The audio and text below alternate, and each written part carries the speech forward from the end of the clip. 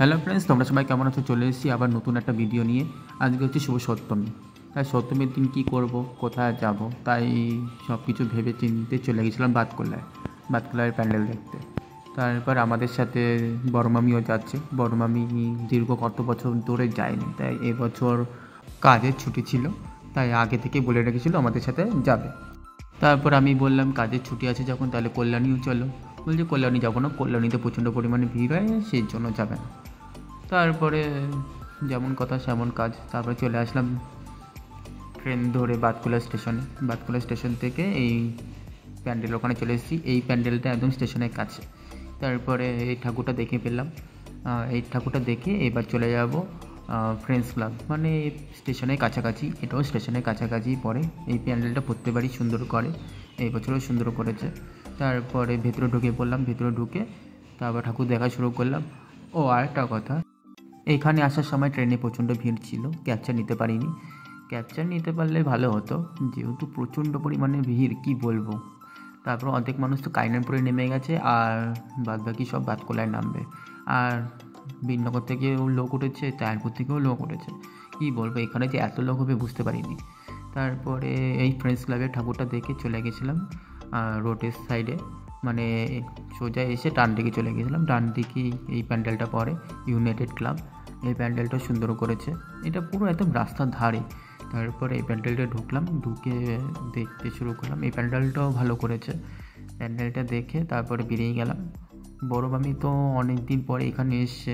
বড় মামি অনেকক্ষণ একটা প্যান্ডেলের মধ্যে 5-10 মিনিটের বেশি ছিল, তাই একটা প্যান্ডেল ভালো করে দেখছে, বুঝছে, তারপরে বেরোচ্ছে এখান থেকে।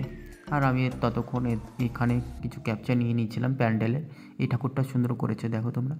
তারপর এখান থেকে বেরিয়ে গেলাম, বেরিয়ে চলে গেলাম আরেকটা প্যান্ডেল দেখতে। এই যে আমি এখন বেরিয়ে যাচ্ছি, মামিরা আগে থেকে বেরিয়ে গেছে, ওই সাইডে দাঁড়িয়ে আছে, ওই দেখো। তারপরে এখান থেকে বেরোনোর সময় দেখছো কত লোক, প্রচুর পরিমাণে ভিড় হয়েছে এখানেও সপ্তমীর দিন। তারপরে এখন চলে যাচ্ছি অনামিক ক্লাবে প্যান্ডেল দেখতে। যখন রাস্তা দিয়ে যাচ্ছিলাম তখন এই রাস্তার লাইটগুলো দেখতে খুব ভালো লাগছিল। তারপরে অনামিক ক্লাবে যখন গিয়েছিলাম তখন একটা বন্ধুর সাথে দেখা হয়ে গেছিলো। এই যে সেই অনামিক ক্লাব, যেই বন্ধুটার কথা বলছিলাম ওর নাম হচ্ছে সৌমদীপ। তা ওর সাথে যে হঠাৎ দেখা হয়ে যাবে বুঝতে পারিনি। আরও কিছু ফ্রেন্ডস আছে কলেজের, শুভজিৎ আছে, সৈকত আছে।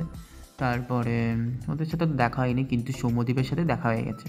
তারপর ওর সাথে কিছুক্ষণ কথা বললাম। কিছুক্ষণ কথা বলে তারপরে অনামিক ক্লাবের প্যান্ডেলটা দেখতে শুরু করলাম। এই প্যান্ডেলটাও খুব ভালো করেছে, মানে আদিবাসী টাইপের, মানে থিমটা করেছে আদিবাসীদের একটা থিম নিয়ে। তোমরা দেখতেই তো পাচ্ছ, জানি না কী বলে। আর এই প্যান্ডেলটা জলপাইগুড়িতেও করেছিল, আমার একটা ফ্রেন্ড থাকে ওখানে। ও যখন ছবিগুলো ছেড়েছিল হোয়াটসঅ্যাপে স্ট্যাটাস দেখলাম, তখন বুঝতে পারলাম যে সেম আমাদের এখানেও করেছে, ওকে বললাম। তারপরে চলে গেলাম আস্তে আস্তে ভেতরে গিয়ে দেখছিলাম চারিপাশটা দেখার পর ঠাকুরটাকে দেখলাম। ঠাকুরটা পুরো সিনারি টাইপ করেছে, এর আগে যে প্যান্ডেলটা করেছে সেটাও সেম করেছে, মানে সিনারি টাইপ ঠাকুরটা করেছে। তারপর বড় মামি অনেকক্ষণ ধরে এখানে দাঁড়িয়ে দেখছিল।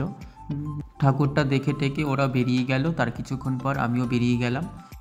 তারপর এখান থেকে বেরিয়ে চলে গেলাম তানির মামা বাড়ির ওখানে, একটা প্যান্ডেল করেছে সেই প্যান্ডেলটা দেখার জন্য। এই প্যান্ডেলের ক্যাপচারটা আমি নিইনি, তাও দেখতে চলে গেলাম। দেখতে গেলাম বলতে প্যান্ডেলটা ভালোই করে মোটামুটি, ঠাকুরটাও বেশ ভালো করেছিল। আমি এমনি ছবি তুলে নিয়েছি, কিন্তু ভিডিও তুলিনি। এরই মাঝে বড় মামি কিছু খাওয়ার কথা বলছিল, আমি বললাম না, কিছু খাবো না, কিছু খেতে ভালো লাগছে না। তারপর আমরা বাতকুল্লা স্টেশনের দিকে চলে গেলাম। বাতকুল্লা স্টেশন থেকে ট্রেন ধরে রানাঘাট চলে যাব। যাই হোক, তারপরে যেতে যেতে এই যে কাইনানপুরে পৌঁছালাম। কাইনানপুরে যখন পৌঁছালাম তখন কাইনানপুর স্টেশন থেকে ওই যে আমাদের সুদ সংঘ ক্লাবের মাথাটা দেখা যাচ্ছিল। আমরা অন্যদিন যাব কাইনানপুরের প্যান্ডেলটা দেখার জন্য, আজকে আর যাবো না। এই যে চলে এসেছি রানাঘাট স্টেশন থেকে ছোটো বাজার। চলো আজকের মতো ঠাকুর দেখা কমপ্লিট। চলো আজকের মতো এইটুকু, সবাই খুব ভালো থেকো, আবার দেখা হবে নেক্সট ব্লগে। যদি ভিডিওটা ভালো লাগে তাহলে অবশ্যই একটা লাইক, কমেন্ট, শেয়ার, সাবস্ক্রাইব করে দেবেন। টাটা।